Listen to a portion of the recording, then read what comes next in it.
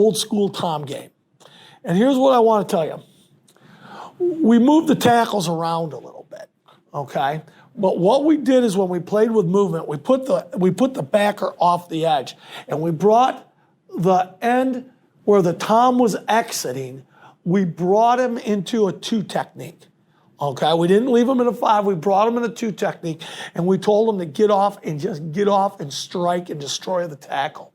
We showed the Mike off the edge and then brought him back to his alignment to give the perception that we had one more player over here.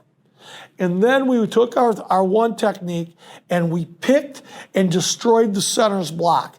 And we wanted to shoot our hands and destroy it. And if he turned back, we bend now.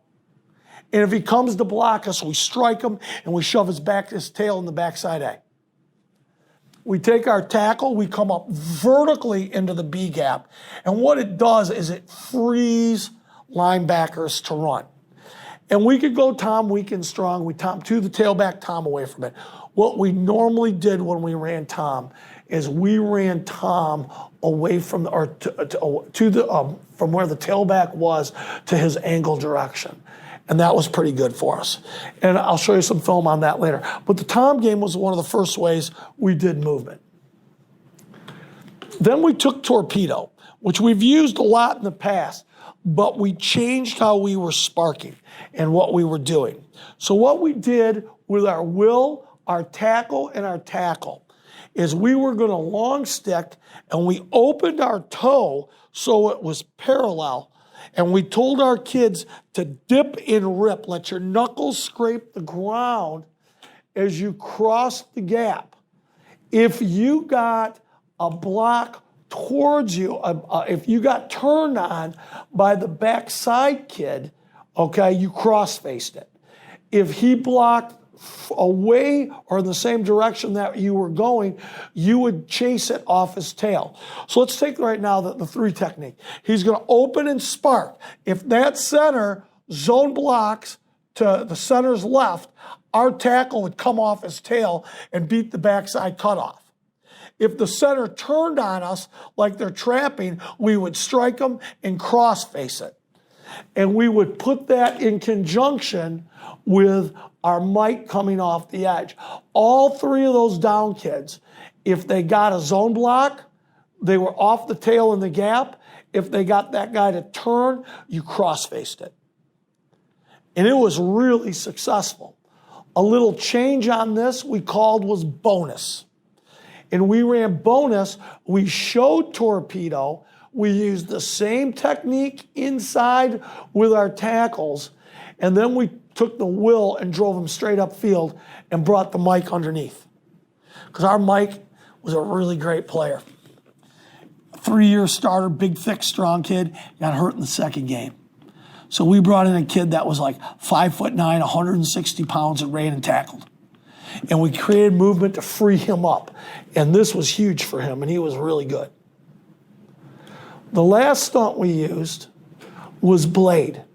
And it's the same blade we have always used, except we used that technique that we talked about where we're going to open our toe, drag our knuckles. If the guy open steps, I'm off the tail. If he blocks, I cross face.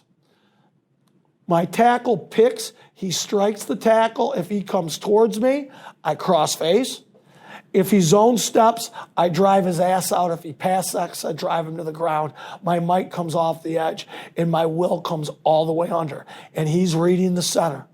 If the center zone blocks to the blitz of the Mike who's coming from depth, the will flatten. If he turns, he too will cross face. So we're reading more blocks. We put an emphasis on it, and our kids did a great job with it. They did a great job. I'm just going to share with you a little bit about size differential.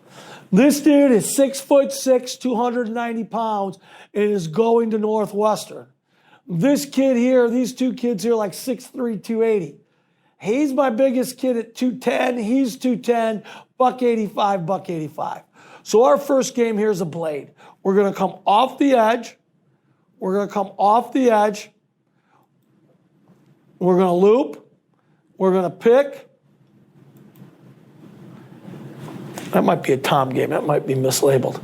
But we disrupt things in pass coverage. Let's see if we get it from the end zone. Here we go. Here's a good look. Okay, now look at our kids. This is a different game. Little, huge. Okay? So what we're going to do here is we do this from both sides. My Mike is coming off the edge. He's coming off the edge. We're going to run a stunt. Here comes my guy coming underneath on the blade. Here's our long spark. That's an excellent job by Sergio. And we spill the ball, make a great play, stop the run. Now this is bonus. We're going to drive the end upfield. We're going to drive the end upfield, and we're going to bring the Mike backer underneath. Here comes my guy. He's a little late. We make a good play. Let's see what I got if I got something from the end zone on this. Nope. Okay. Here comes my bonus. Up, in, movement, freeze the backer. Stop the run. Stop the run. Movement was a big part of things for us. Here's bonus from the end zone. We drove this guy nuts. Okay, he did not like movement. Okay, he's going to freak out. He doesn't know where people are coming from. It's coming from the other side now. There's a great spark. He reaches, Sergio wins the gap.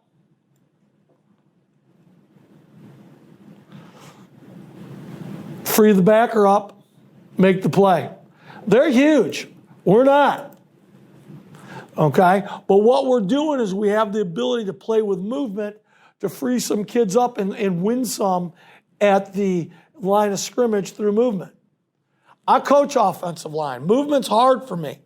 Movement's hard for me. Here we go with another bonus coming from over here. Okay, the end should come up. Philly should come underneath. We'll spark right. Pretty good. He didn't quite win the gap. He's fighting to get there. He won the gap. Coming off the edge. 1 yard gain. Another bonus. Coming off the edge. He doesn't know who to block. He's going to come up. He's coming free. Long stick was a little short. Time games. Time games. We're going to twist our tackles. Free the backers. We're going to get a pick to the right. A loop. We're late, but the